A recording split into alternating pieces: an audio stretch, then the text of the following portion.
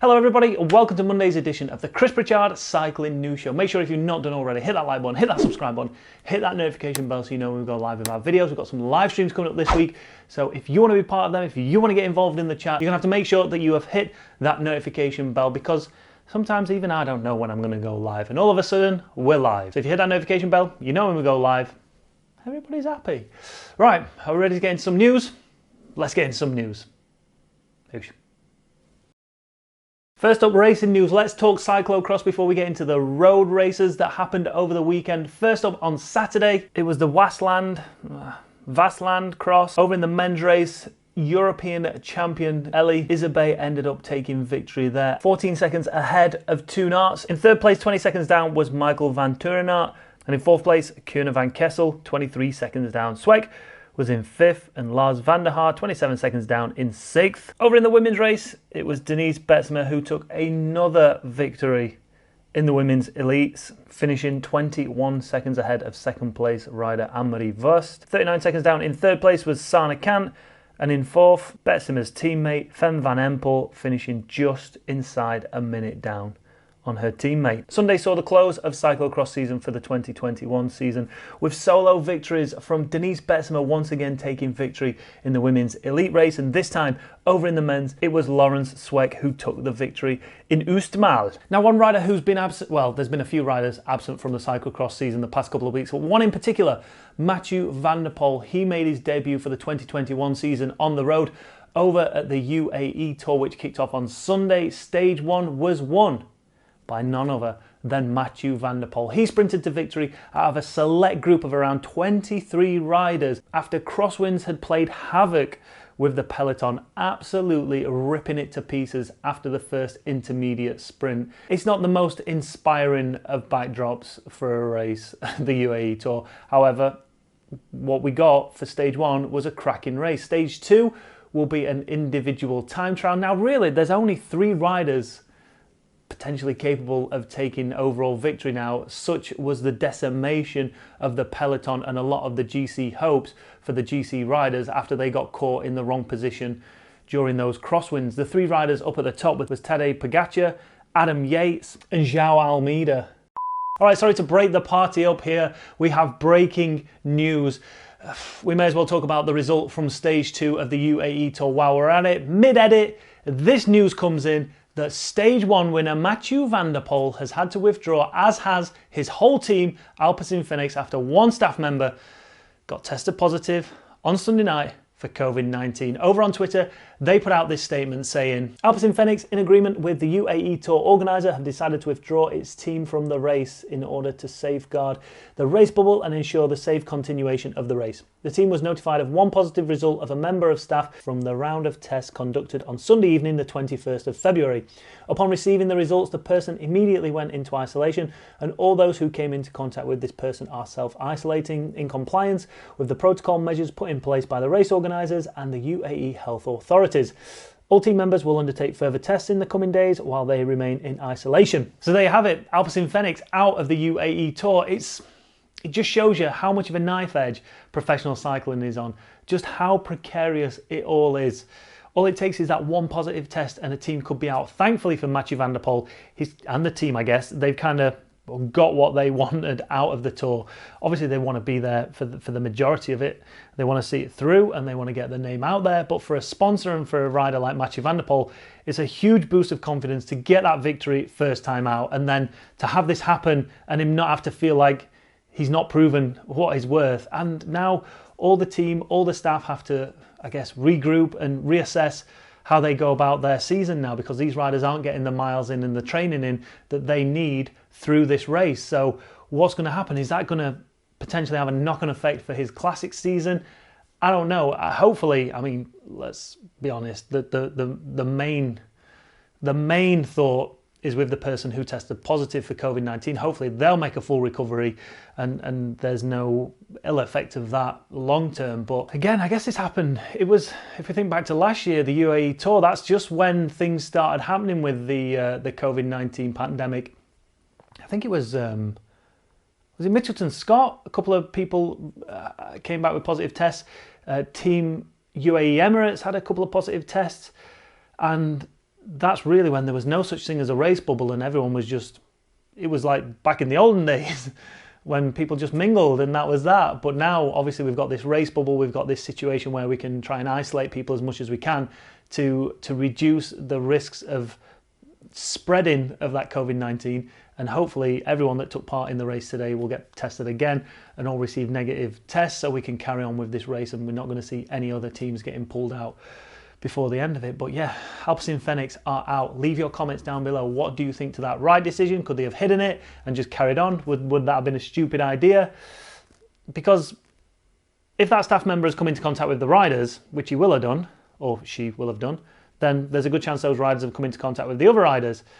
But hey, I don't know. Another round of tests will be getting done soon and we'll find out if that one test has spread throughout the rest of the peloton. But let's talk about stage 2 now. Stage 2 was an individual time trial. Any surprise who won it? I don't think so. Filippo Ganna took the victory 14 seconds ahead of EF's Bissiger. Michael Berg was in third, and the main GC contenders, Tadej Pogacar, he finished in fourth. Joao Almeida was in sixth, and unfortunately, Adam Yates didn't make the top 10. Let's have a look at GC now, and that now puts Pogacar in the lead, 5 seconds ahead of Almeida. Cataneo, he's in third place. He moved up 16 places after that time trial of his.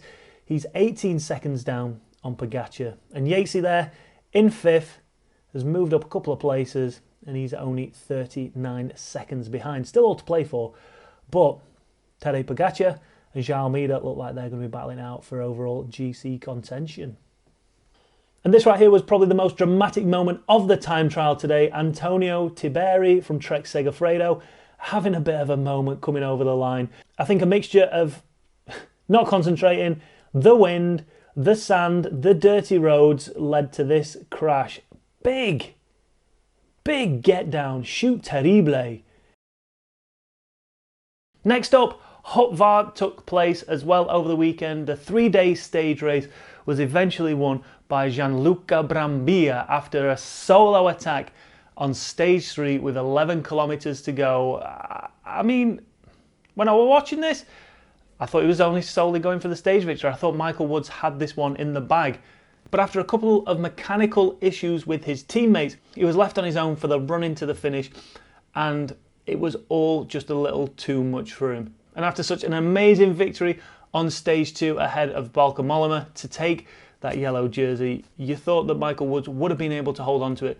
But unfortunately for him, Gianluca Brambilla took the victory. With that, he took the bonus seconds, giving him a grand total of 5 seconds lead ahead of Michael Woods as they came over the finish line. Bauke Mollema finished in third place. Rudy Mallard for Groupama FDJ finished fourth. Shout out to his teammate Valentin Madouar. He tried to stick with Gianluca Brambilla and he did well. He got all the way to the top of the climb. He made the descent with him, but Brambilla was just a little bit too strong and managed to break him with 11 kilometers to go and solo to victory himself, taking overall and stage 3 victories. Dees. And then finally in the news, let's talk about this story here over on Cycling Weekly. British pros urge government to negotiate visa-free permit to race in the EU after being left in the lurch by Brexit. Some riders are currently limited to 90 days of travel in Europe and are campaigning for the introduction of visa-free permit as the new season gets underway. Good old Brexit, once again providing some quality lifestyle choices for us British people. Now I dare say there are a few of you that voted to remain, a few of you that voted to leave. Now we're not going to get into that debate. I mean, at one point I was ready to leave, then I saw sense and voted remain.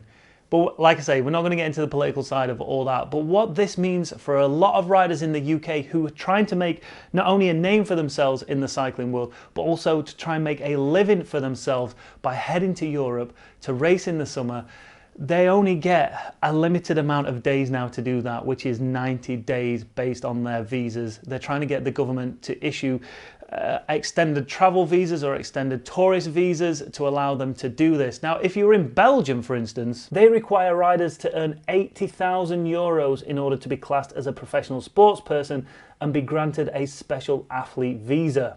If you added up the whole budget for every single UK continental team in the UK at the minute, I dare say it's less than €80,000. So the likelihood of a rider getting paid a minimum of €80,000 here in the UK as a UK rider, as nigh on impossible. So what do you think the government should do? Should the government step in, bearing in mind they're the ones that caused all this in the first place, to issue these sportsperson visas to allow riders to go out and race on the continent? The majority of them, with all due respect, are not professional riders. If they were, they probably wouldn't be in this position. They can be classed as professional riders, I guess, but unless you're getting paid a certain amount of money, surely you're not a professional rider. I don't know. But I kind of feel like they shouldn't. And I know I'm going to get backlash for that, like, shut up now, babe, let them race. Yeah, let them race. But also, I feel that we need to feel the repercussions of what the hell everything meant for Brexit when it was happening, so everybody can take a look at it for what it is now and go, that's out of order. That's absolutely stupid. That's the most mental thing I have ever seen and heard of. Why did we do it? Let's take it back. Let's roll it back. Let's roll back a few years, and instead of voting leave, let's just vote remain. I know we can't do that, but you can see how, and again, a lot of people had valid reasons for leaving, and there are some genuine valid reasons for leaving. But these little, I guess, they're things that a lot of people never even thought about when we thought about leaving. No one thought at any point would leaving affect the potential career of somebody in the cycling world. And it could. It genuinely could. These riders are either going to go and make a good living over in there in continental Europe, or they're going to go and make a name for themselves and move on to bigger and better things to potentially have those big paid contracts later down the line. But at the minute, as it stands, we've only 90 days of being able to go across to Europe. And it's not like you'll be able to travel there and back, especially with the pandemic, because you just can't. You can't freely roam about Europe, and you can't freely roam up. Well, you could probably just get back here and no one would bat an eyelid. Even if you walked in with a sign that said, I've got COVID, they won't quarantine you. But you can't go to and from. It just doesn't make sense to do that. So the riders move to Belgium and spend all the time, or the Netherlands, spend all the time there. So it's not going to take long for them to accumulate 90 days worth of travel for them then have to come back. Do you want to sign the petition? Do you want to help support these riders? If you do, link is down in the description. Petition needs 10,000 signatures before it's put forward to, I don't know, a local MP or the government. I don't bloody know. They ain't going to bat an eyelid at it. No, they're the ones that caused this in the first instance. Unless there's money to be made in it. If there's money to be made in it, maybe that's the key. Pay us £10,000 and we'll give you your visa for as long as you want. I don't know. But not only is the pandemic causing issues for riders getting out and racing their bikes this season, but also good old Brexit. Once we get over this, we've got this to look forward to.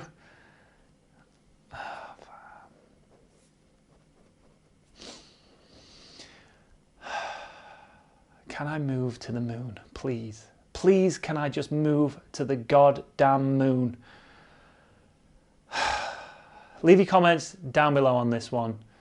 Try not to be too political. I can't be arsed with it. And that, ladies and gentlemen, is your news for today. Make sure you leave your comments down below about everything we've talked about today. If you've got any more comments to leave, just leave them down below and I'll see you on the next one. Make sure you hit that like button, hit that subscribe button, hit that notification bell so you know when we've got live videos. If you dislike the video for whatever reason, hit that dislike button and I will see you on the next one.